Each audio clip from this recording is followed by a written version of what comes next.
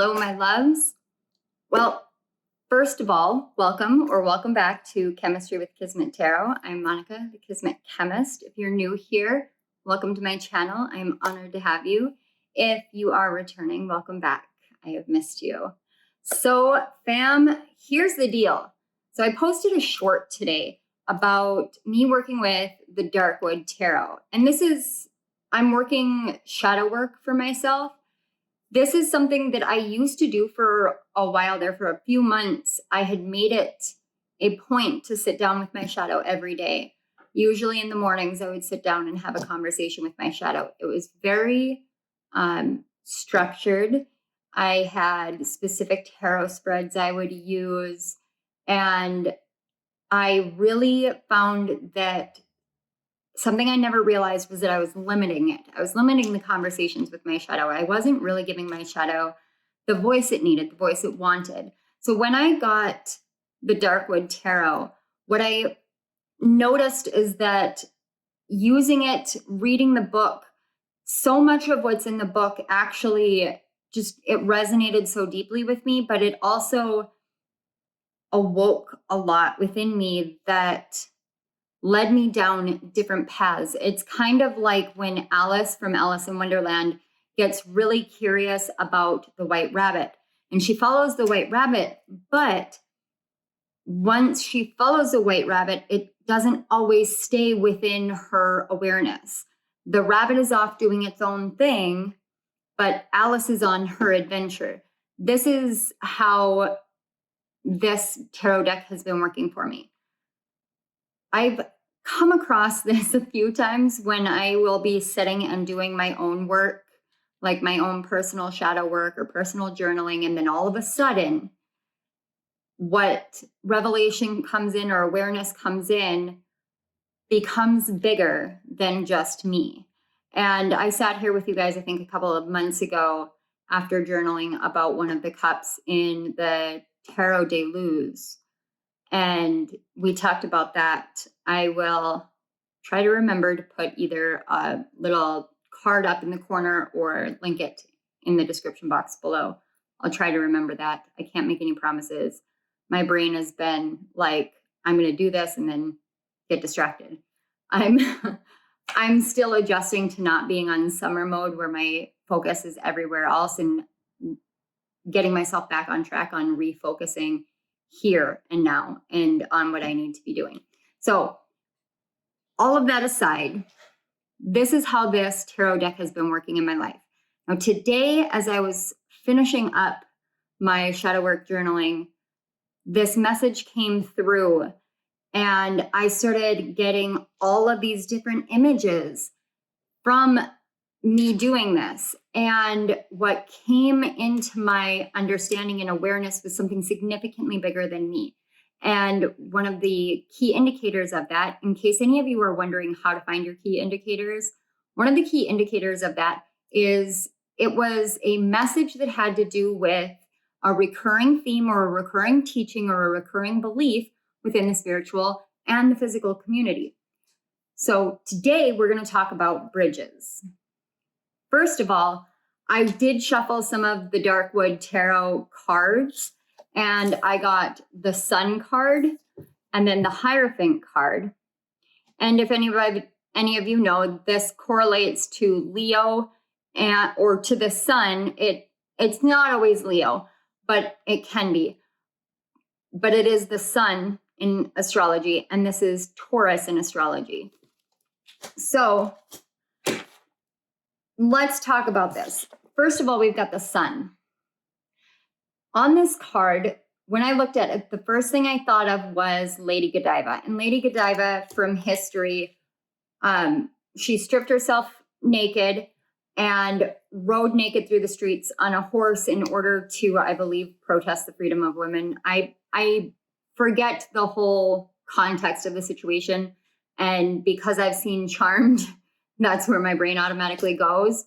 But it was this act of freedom, this act of stripping oneself bare and going against the grain in order to stand up for something that they believed in.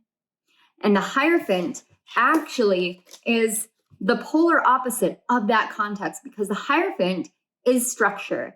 It's pragmatism. It is the organization and the Pope or the leader, the tarot kind of structure. I know we all think of it, or we can tend to think of the Emperor in that way, but the Hierophant is like the spiritual structure. The Sun, and with it being so reminiscent of Lady Godiva, is literally saying it's time to change the structure of something here.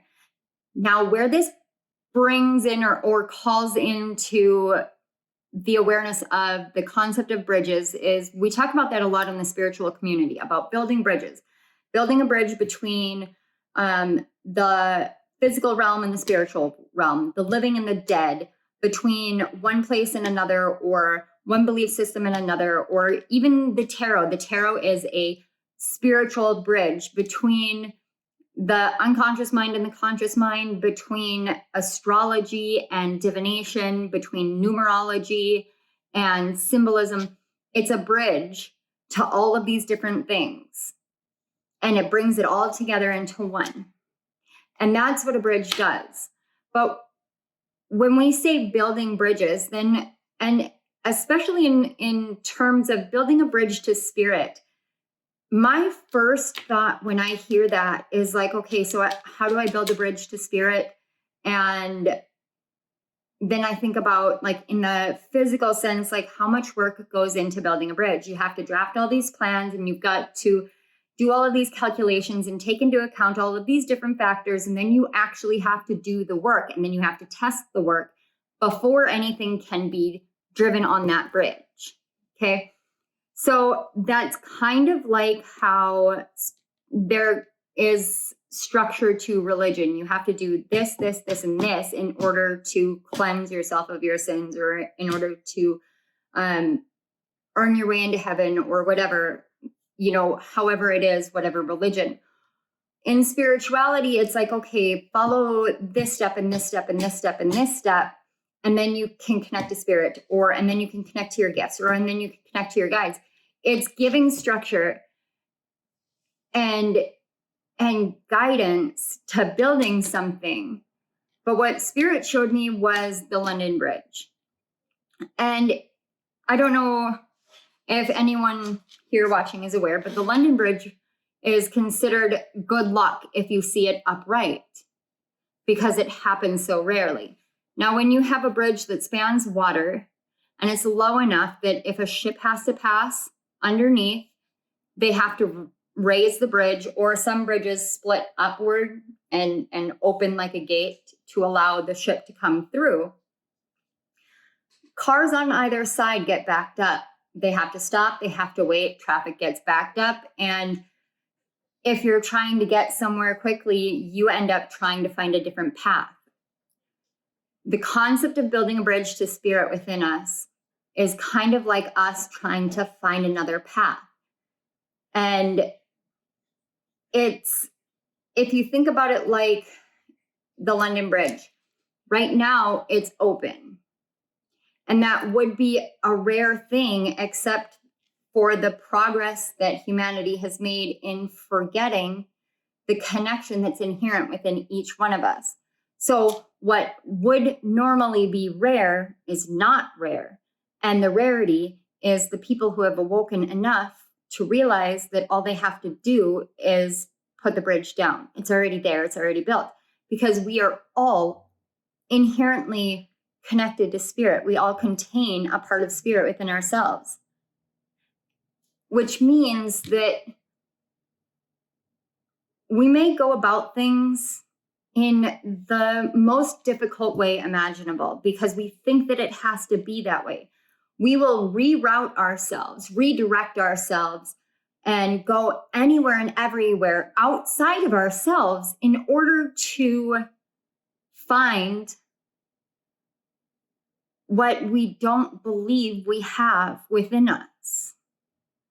And what's on the back of the deck is the Queen of Cups. And this Queen of Cups in particular is considered the Empath card.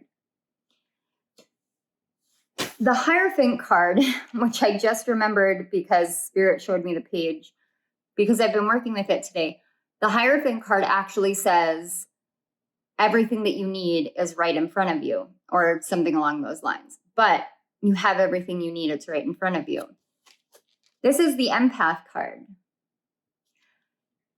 On a shadow aspect of the Empath card, you get overwhelmed with the energies. You're in constant people-pleasing mode, and you want to follow whatever guidance outside of yourself because that's what you're overwhelmed with. It's kind of like you don't trust what you hold within. And when you don't trust what you hold within, it's really hard to place boundaries. If you can't place boundaries, it's really hard to see the value of what you hold within. And so you look for it anywhere and everywhere else.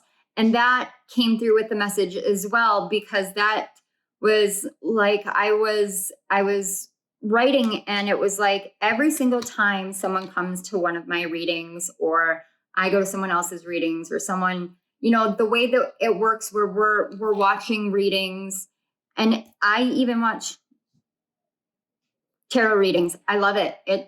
I absolutely love watching all the different perspectives and ways of reading and the ways that Spirit moves through different people. I think it's fascinating, personally. I really do. And I will watch my own videos because I am fascinated by the way that Spirit works with me. It's one of those things where when you're in a state where you feel like you really genuinely need a message from Spirit, when you're looking for that message that you need, and then you pick a card, and every single thing that is said is like, that is so accurate, so spot on, so everything. The reason why it is that way is because you called it in. And Spirit heard you because Spirit knows the bridge is there. And you can call from one side to the other of the bridge, and the other side can hear it. And there will be a way of rerouting the messages in order to get to you until you come into the understanding and the awareness of how to lower that bridge yourself and build. And in that way, it's not so much building the bridge. And I almost said it. I almost said building the bridge, and I heard a big, like, no, that's not it.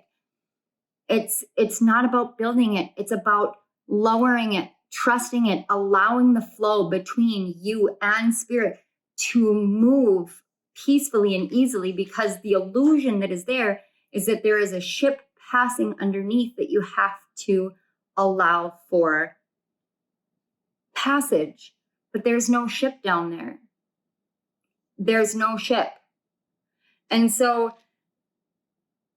with Lady Godiva, it's kind of like, how much happier, how much freer would you feel if you stripped yourself of all of the middlemen and all of the in-between and all of the doubt and all of the fear and all of the worry, and you just got on your horse and rode free and clear through your life? If you embraced whatever it is that makes you feel as though you're untouchable. And I don't mean this in like I have to give like a caveat to that. I don't mean like an invincibility complex where you are literally out there like doing things that, hurt others or hurt yourself or anything like that. Don't go breaking the law or trying to rob a bank. That's not what I mean. I mean engaging in your passions, doing the things that you love, learning about the things that you have always been curious about, and diving into exploration of things that you have held yourself back from because you don't think it's the proper thing to do, or you've been doing things a specific way that is becoming draining and exhausting, and you're losing the will to continue moving forward on it because you're structuring it the way that you have been taught or told by some sort of authority figure in your life, that's the way that you need to do it. And Spirit is coming forth and saying, can you listen to those feelings, those pieces of exhaustion, those pieces of, I don't know, like, this is so tiring, this is so exhausting. There has to be an easier way. There has to be a better way. There is. If you start feeling that way, there always is. And 99% of the time, I'm going to say 99% of the time, the easier way is with taking a step back, sitting down, and going within, talking with your shadow, talking with your inner child, talking with your ancestors, your deities, your angels, archangels, ascended masters, your spirit guides, your spirit team, talking with your starseed ancestors and guides, and really talking to spirit and being open to listening. Because if you feel like there's a better path of getting to where you're trying to get to, and you know without a doubt in your heart that where you're trying to get to is the right way, it's the right thing, it's the right place, it's exactly what your heart and your soul are calling you to do, but the method in which you're doing it is too hard or doesn't feel right for you, your body is exhausted, your mind is exhausted, and so your spirit, your soul gets exhausted. If that's the case, then there is an easier way, and it's like having a bridge upright. The harder way is rerouting all the traffic versus just waking up the operator and having the operator lower the bridge. And so I was going to pull oracle cards, but I just suddenly don't feel like that is needed. I feel like right now, more than anything, we need to realize that it's not meant to be an arduous journey to spirit and our callings and our purpose and who we are, and to feeling the things that you hear out in the spiritual community people experience. Kundalini awakenings and heart chakra awakenings. Sorry, I had to check on Willow for a minute. Heart chakra awakenings and these profound spiritual experiences. And when we share these things, other people might look at it and be like, well, I want to experience that. How do I do that? And then go on this very long journey of doing that when you have the ability and the path within you. You simply have to see what your upright bridge is so that you can lower it. And I really hope that this translates in a way that you understand, because I feel like the bridge that I'm talking about, because I said London Bridge, it's being viewed very literally. And at the same time, it's like it's a completely different bridge for each and every one of us, because the bridge is the path. The bridge is the purpose. The bridge is the destiny. The bridge is the steps and methods and ways forward that we're meant to ask ourselves, are the ways that I'm doing this based off of someone else? Is my path to happiness based off of someone else? Or is my path to happiness realizing that I literally have everything that I need right in front of me all the time, or within me all the time, and then allowing yourself to actually open your eyes and see that? However it resonates, however it impacts you, let yourself sit with this idea that there's an open bridge within you somewhere. And in those moments of exhaustion, in those moments of defeat, don't give up. If you know within your heart and soul it is absolutely right for you, don't give up, but instead sit with it. Think about it. Talk it out. Journal, record it, whatever you need to do. Talk it out. Allow the answer to come.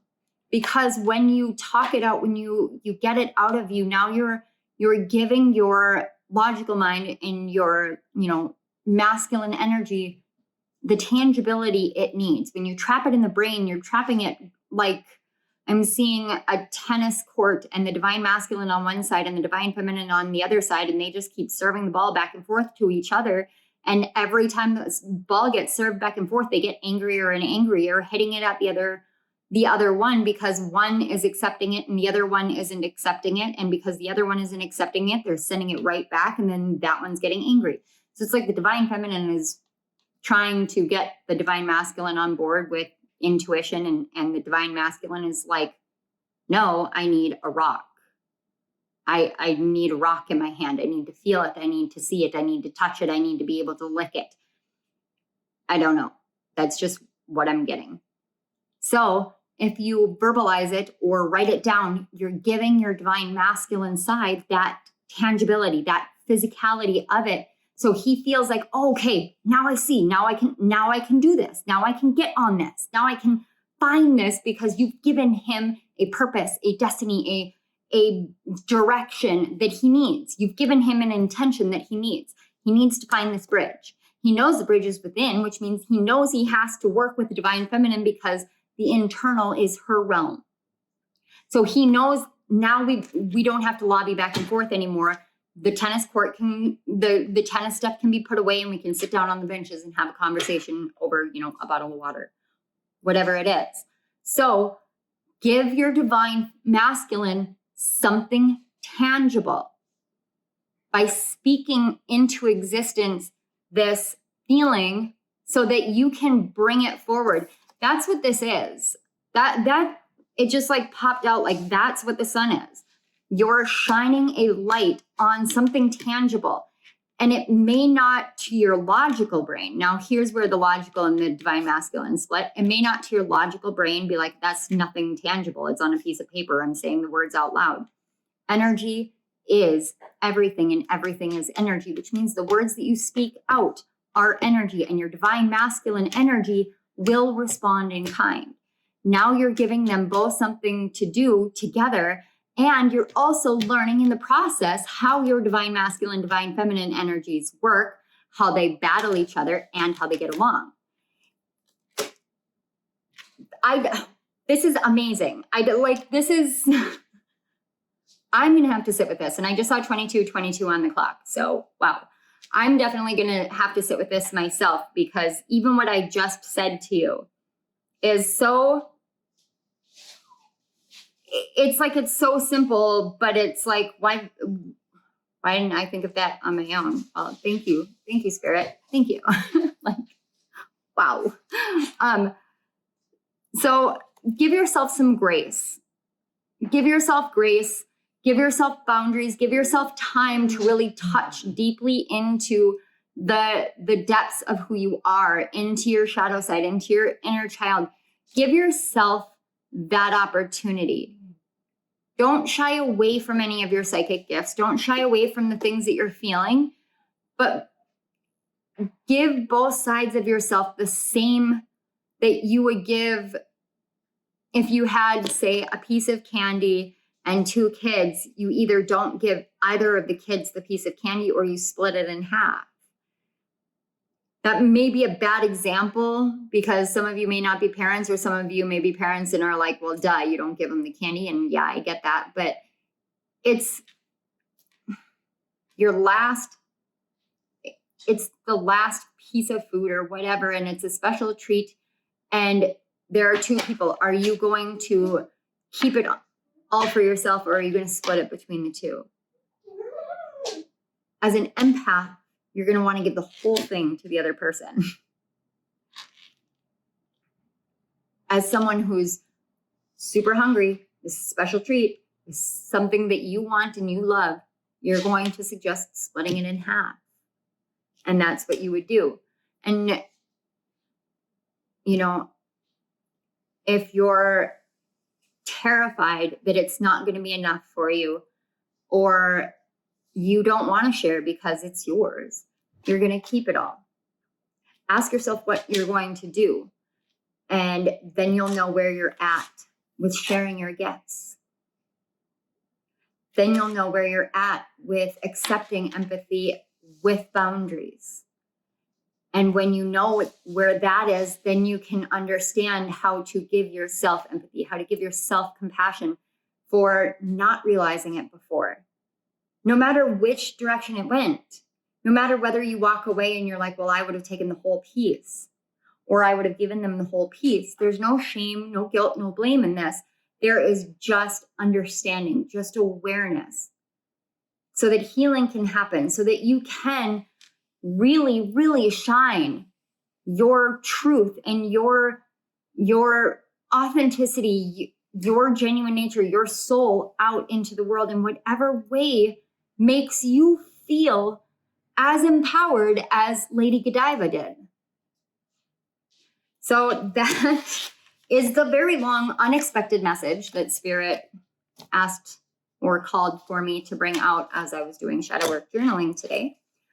So without further ado, I'm going to let you guys go. I want to say thank you guys so much for being here. Thank you, Spirit, for these amazing messages. Thank you to the universal divine masculine and divine feminine energies for really bearing with us here in the human world, because we're not always perfect and we don't always understand, but we appreciate you guys always really making the effort to help us become aware. And thank you guys for being here, because without you, well, without you, my messages would just end up being for me, which I can handle that. But I really enjoy sharing them with you guys. And I really enjoy, knowing that I reach you and getting feedback. With that said, if it resonated, hit that like button, go ahead and subscribe to my channel. I want to say it's going to be down there. And feel free to hit the notification bell so you don't miss any of my upcoming videos. I'm going to leave you guys here. I love you all. Bye.